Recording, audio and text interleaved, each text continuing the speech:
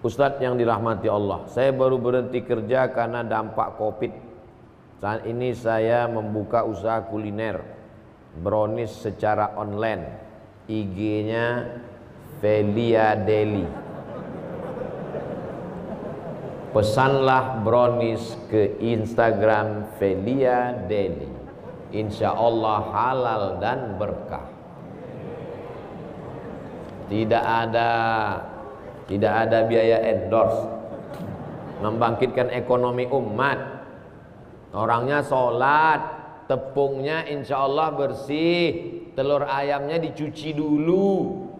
Bayangkan kalau yang masak brownies tuh pakai telur ayam nggak dicuci, ceplok, ceplok, ceplok, bersatulah bekas dari.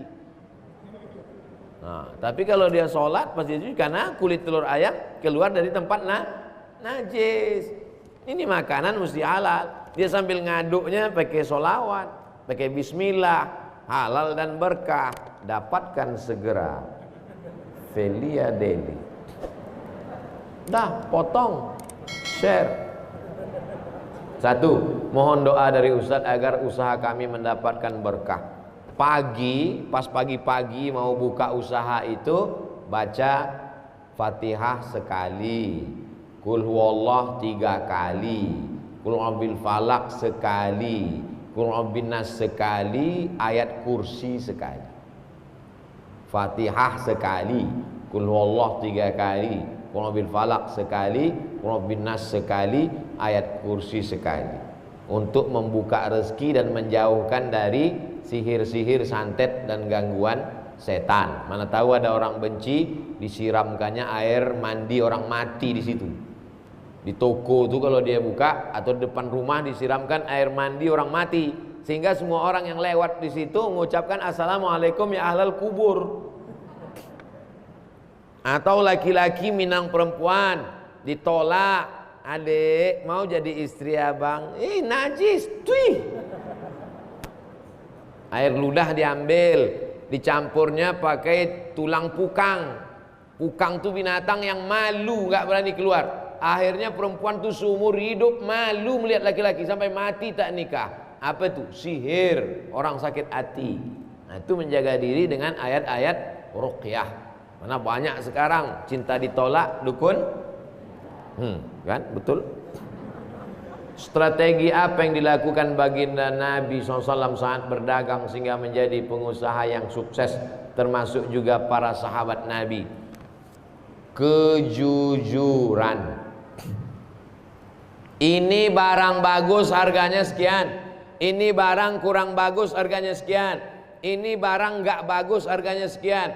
Dulu kalau ada ustadz ceramah gini diketawain orang, kalau disebutkan harganya nggak bagus gini mana orang mau beli. Sekarang yang supermarket, yang tukang jual buah yang pakai sistem inilah yang paling laris.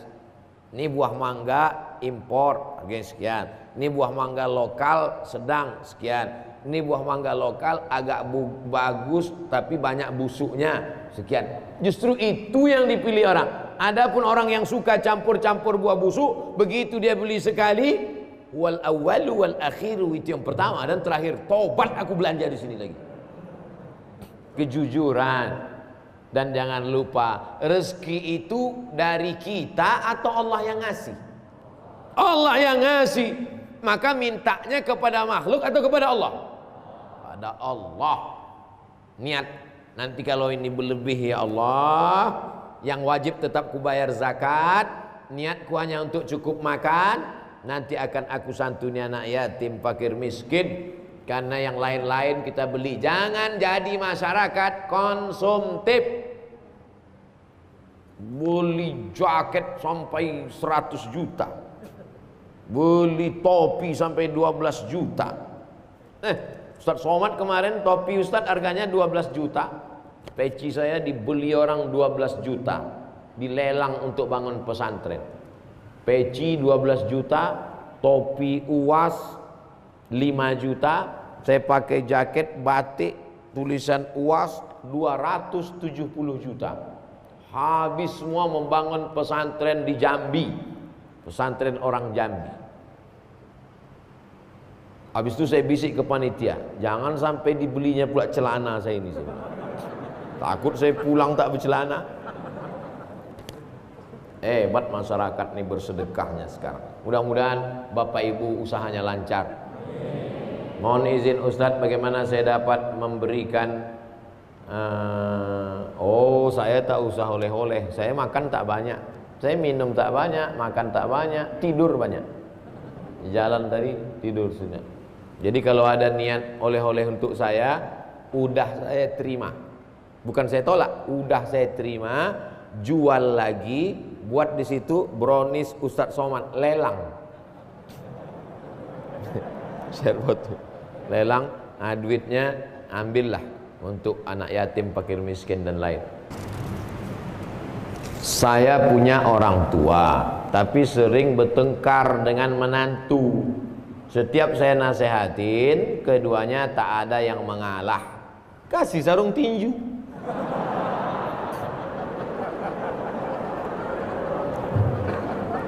Bagaimana caranya supaya orang tua saya dan menantunya itu bisa akur kembali tanpa menyakiti keduanya, Pak Ustadz?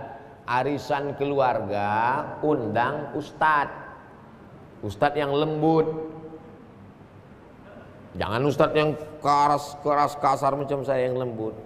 Ibu, bapak, lembut, baik. Nah, kasih tahu dia tentang bahayanya ini segala macam. Nanti dia yang ceramah. Bahannya dari bapak, tapi lidahnya yang dipakai lidah Ustadz. Nah, gitu. Kalau saya nggak bisa, karena saya pernah dipakai gitu sama ketua masjid. Bahannya dari ketua masjid, pakai lidah saya. Siapa yang meminta sedekahnya kembali, maka dia seperti anjing yang menjilat muntahnya. Karena masukan dari ketua masjid, ini ada sedekah yang diminta kembali. Jadi saya sampaikan begitu. Setelah selesai acara, mohon maaf Pak Ustadz, yang disindir nggak datang. Jadi sejak itu saya nggak mau nyindir itu, nggak mau. Kalau ada to the point, mana orangnya, gitu. Ya, tapi kalau untuk ini nggak bisa. Jadi adik-adikku sekalian, walaupun udah ngaji, nggak bisa menceramahi dia, karena orang tua itu tidak pernah melihat kita ini besar. Ibu melihat anak ibu walaupun udah kuliah, dia tetaplah anak kecil yang umur 2 tahun belajar berjalan. Gak pernah kita melihat anak-anak itu dewasa. Makanya kalau ada anak yang ngomong, saya ini udah dewasa mama. Enggak, kamu anakku. Gak pernah dewasa dia. Maka pakai lidah Ustadz tadi, masalah warisan. Jadi jangan lagi acara arisan keluarga itu cekakak cekiki, foto nggak tentu arah. Kita udah selesai dengan itu, tapi fotonya tetap, silaturahimnya tetap, tapi diisi dengan apa target yang mau dicapai dari silaturahim itu. Sehingga bergizilah ceramah-ceramah arisan-arisan keluarga, pertemuan bulanan, anak-anak menantu, pertemuan bulanan bulan September tentang harta warisan. Ramai yang datang. Pertemuan arisan bulan Oktober tentang ini. Nah, masukkan pesan ini. Nah, insya Allah. Setelah itu jangan lupa doa. Nanti Pak Ustadz, Pak Kiai Habib mendoakan. Habib tolong bacakan air ini.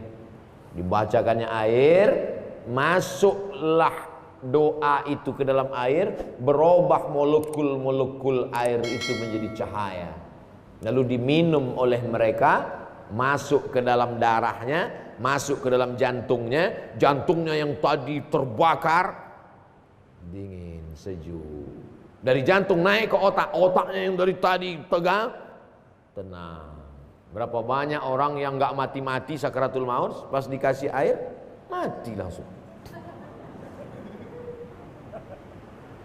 Ketenangan. Nah, jadi yang meneliti itu malah orang Jepang, bukan orang Arab, bukan orang Islam. Diteliti mereka air yang dibacakan doa, dipanggil tokoh-tokoh agama, air yang paling bening, paling bercahaya, yang dibacakan oleh ulama dari kalangan umat Islam. Allahu Akbar. Molekul-molekul cahaya. Oleh sebab itu doa. Ada nggak ini Pak Ustadz dalilnya zaman Nabi dibacakan air? Ada. Sahabat Nabi datang lapor, ya Rasulullah, ya aku dapat kambing 30 ekor, halal apa enggak ini kambingnya? Kok bisa dapat kambing dari mana? Di kampung itu ada orang gila, minta doa. Lalu ku baca Al-Fatihah, menahan air liur banyak-banyak. Setelah itu ku ludah gitu dia. Sehat. Dikasih kambing. Kambingnya halal apa enggak? Itulah dalil ruqyah. Ruqyah membacakan ayat-ayat ke air atau langsung ke telinga. Mana tahu dia dirasuki jin dan setan. Itu ada darah di jantung itu.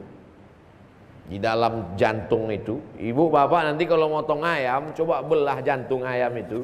Itu ada darah menggumpal di dalam. Darah yang menggumpal di dalam itulah yang dinaikkan oleh setan. Dinaikkan oleh setan. Kalau dia mendidih ke atas, namanya marah. Kalau dia tidak meledak ke atas, tertahan ke dalam, namanya sedih. Misalnya kita lagi berdiri, tiba-tiba kaki kita diinjak sama orang, kita marah, mendidih darah itu marah.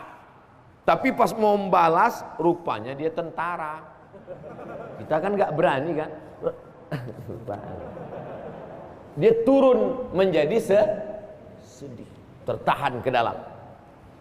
Marah dan sedih akan hilang kalau berubah menjadi maaf. Islam tidak mengajarkan kita larut dalam kemarahan, tidak pula larut dalam kesedihan, tapi dia hilang dengan maaf. Nah, itu dengan doa-doa itulah orang menjadi maaf.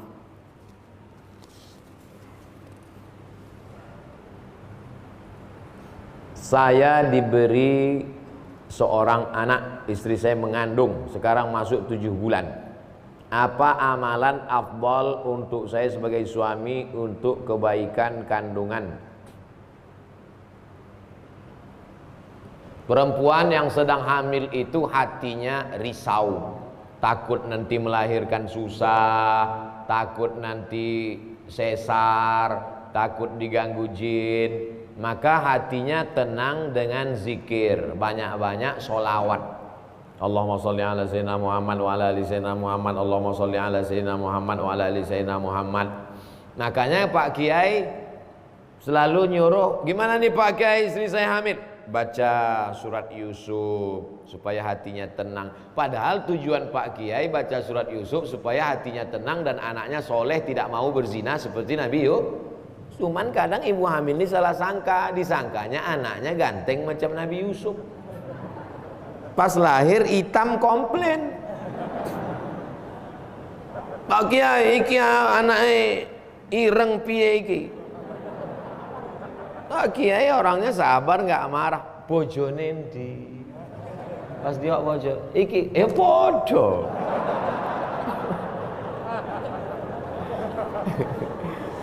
Nah, setelah itu kita jangan salah paham dulu.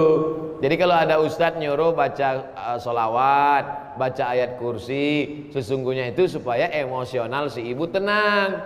Kalau ibunya tenang, anaknya juga ikut tenang. Salatullah salamullah ala taha rasulillah. Salatullah salamullah ala yasin habibillah. Tawassalna bi bismillah wa bil hadi rasulillah wa kulli mujahidin lillah bi ahlil badri ya Allah. Ibunya tenang, anaknya tenang, suaminya tenang, maka mudah melahirkan. Kalau otot-ototnya kaku, dia stres, dia takut, itu susah melahirkan. Tenang, mudah. Asyik lahir. Mudah-mudahan ibu diberikan kemudahan, amin. Sekaligus Ustadz beri usulan nama. Anaknya laki-laki. Anaknya laki-laki, kasih namanya Hawari. Hawari artinya penolongku. Mudah-mudahan anak ini menjadi penolongmu nanti di akhirat, mendapat syafaat, karena anak ini menjadi penghafal Quran. Hawari. Boleh ditambah belakangnya, depannya, terserahlah. Namanya saya kasih Septi Hawari Pak Ustadz. Kenapa Septi? Lahir September. Aduh, yang pakai bulan-bulan itu tak usah lah lagi. Nanti minta sama Habib, sama Ustadz lain supaya tambah namanya. 3 nama untuk paspor bisa umroh. Ustadz, bagaimana sebaiknya melaksanakan ibadah di masjid? Apakah kita ikut salah satu tata cara ibadah, misalnya NU atau Muhammadiyah, atau gimana Pak Ustadz? Saya ketua masjid. Saya gini-gini ketua masjid nih. Jadi saya ketua masjid. Masjid itu memang dari dulu pakai mazhab Syafi'i. Bismillahnya jahar. Bismillahirrahmanirrahim. Ini sholat apa qori? Biasa aja lah. Bismillahirrahmanirrahim. Alhamdulillahirabbil alamin. Arrahmanirrahim. Lalu kemudian kalau subuh pakai kunut, pakai mazhab Syafi'i. Allahumma hdina fiman hadait, wa afina fiman afait, wa tawallana fiman tawallait. Tapi masjidnya enggak terlalu besar, masjid komplek perumahan kecil. Artinya mayoritas masyarakat di situ memang mazhab Syafi'i. Tapi kalau masyarakat di situ multi, ada bisa dipakai satu contoh masjid di daerah saya juga. Saya ceramah di situ.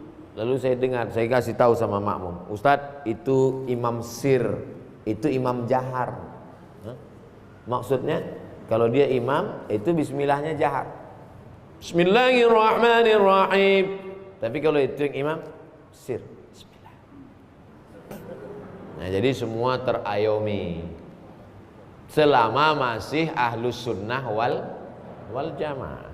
Nah, jadi saya tak paham komunitas masyarakat di Darussalam, tapi kalau masjid saya pakai mazhab Syafi'i.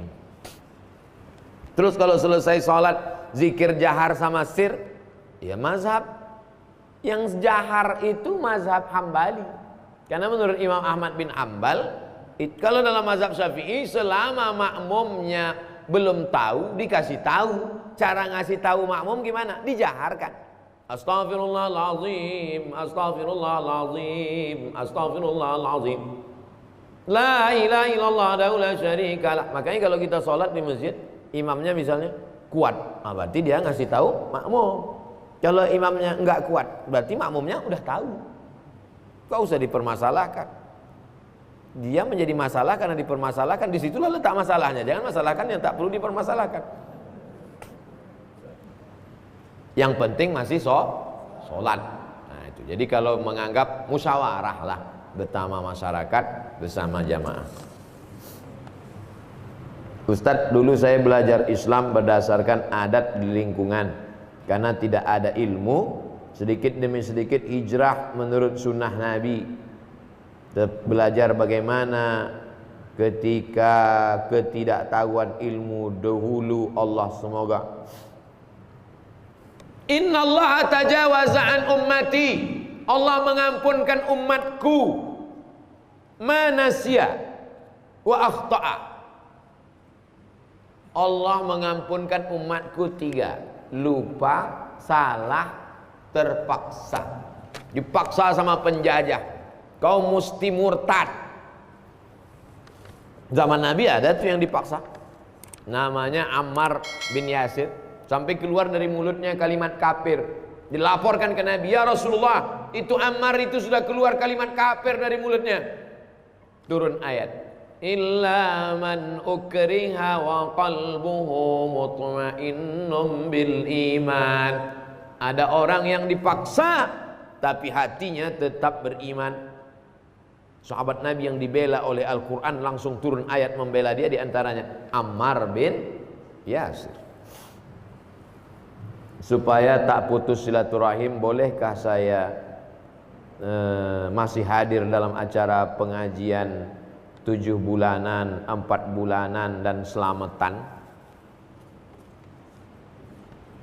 Orang hamil istrinya. Hamil itu nikmat atau enggak nikmat? Tengok dulu udah nikah apa belum.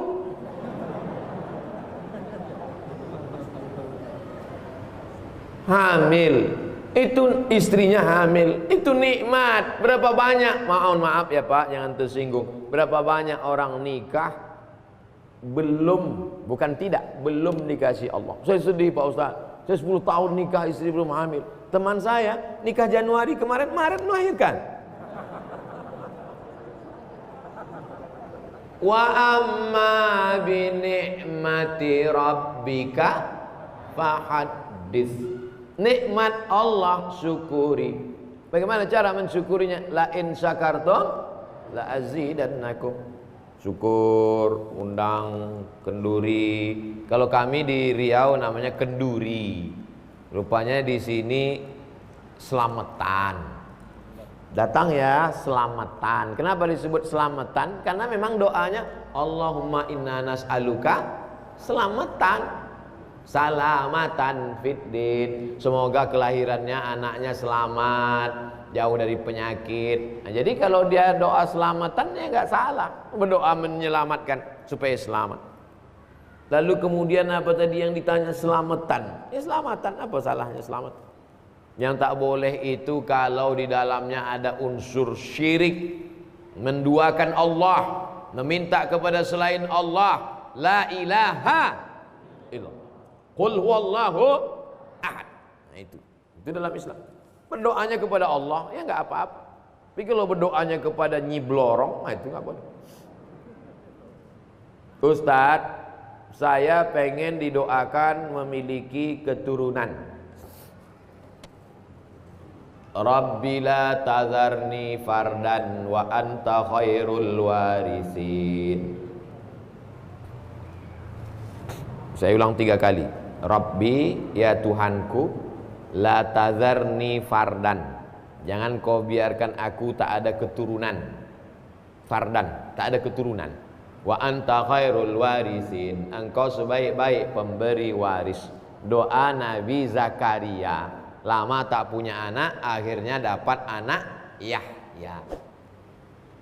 Rabbi la tazarni fardan wa anta khairul warisin. Doa. Banyak-banyak baca doa. Berapa kali Pak Ustaz? Sebanyak-banyaknya. Jadi kalau mau dibaca 10 kali, 30 kali, 40 kali, 100 kali, baik. Sholawat. Saya ketemu dengan bapak-bapak sudah nikah sekian belas tahun gak punya anak. Setelah umur 40 punya anak. Saya tanya, gimana ceritanya? Semua udah kami coba Pak Ustaz. Bayi tabung macam-macam dari yang 9 kilo sampai tak ada yang berhasil. Terus gimana terakhir? Yang buat berhasil ini terakhir setelah kami nggak pakai apapun, cuman nazar. Saya bernazar kalau anak ini lahir nanti saya masukkan ke pesantren. Lahir. Sulit apa hubungan pesantren sama anak? Kalau orang bertauhid mudah saja. Innama amruhu iza arada syai'an ayakula lahu kun fayakun. Karena niat dia baik, maka anak itu lalu kemudian nanti anak itu akan dimasukkan ke pesantren. Mudah-mudahan anaknya betah Pak Ustadz. Amin. Dalam Al-Quran kata hijrah disebut 31 kali. Saya pernah baca di surat Al-Muzammil 93:10, saat itu Nabi Muhammad harus meninggalkan orang yang tidak beriman dengan cara baik tanpa melukai hati mereka. Apakah itu berlaku juga untuk saya apabila tempat saya bekerja mayoritas tidak beriman? Apakah saya harus berhenti bekerja? Semoga Pak Ustadz Somad semakin bertambah barokah ilmunya dan semakin nikmat beribadah kepada Allah. Amin. Amin. Amin ya rabbal alamin. Ibu atau bapak yang nanya ini bekerja di tempat non muslim. Pertama saya mau jelaskan apa hukum kerja pada non muslim dulu. Ali bin Abi Thalib bekerja mengambil upah menimba air di tempat orang Yahudi di Madinah. Dilaporkan ke Nabi, ya Rasulullah, Ali ngambil upahnya nimba air di rumah Yahudi. Nabi tidak melarang, Nabi membenarkan. Sekarang saya tanya, berdasarkan hadis ini, bolehkah bekerja pada non muslim? Hebat jamaah Darussalam. Dia bisa jawab sendiri. Yang penting kasih aja dalilnya. Bekerja kepada non muslim hukum asalnya boleh, tapi dikhawatirkan akan terpengaruh akidah, simbol-simbol pada hari-hari perayaan, dikhawatirkan. Sementara ada dua kesempatan. Bekerja di sini gajinya ya agak-agak di bawah itu 5% lah. Maka selamatkan akidah muamalah. Tapi kita tidak dibenarkan memusuhi orang karena berbeda agama. Lakum dinukum waliyadin. Jadi hukum asalnya tidak apa-apa. Nabi hijrah itu karena tidak bisa menerapkan ajaran Islam secara kafah di Makkah, maka hijrah ke Madinah. Setelah dia kuat di Madinah tahun ke-8 dia balik lagi ke Makkah, mengislamkan kota Makkah. Maka tahun 8 itu disebut dengan Fathu Makkah, pembebasan kota Makkah.